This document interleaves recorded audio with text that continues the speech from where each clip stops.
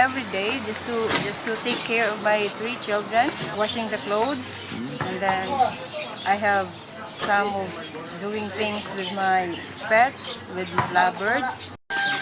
Bird 3. You want to see the birds now? Okay, come here. Hey, baka, basa, hey. Waya ka lang ako. Sarang. Uy, kaya ta Paolo? Paolo. Uy.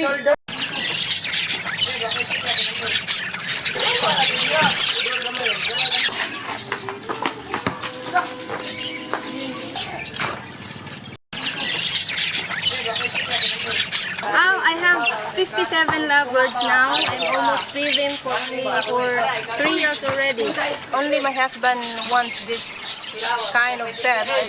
You know, I am honest with you. I don't like birds. I like dogs. You know, but when starting to have to feed them and take care of them, that started. I like them already.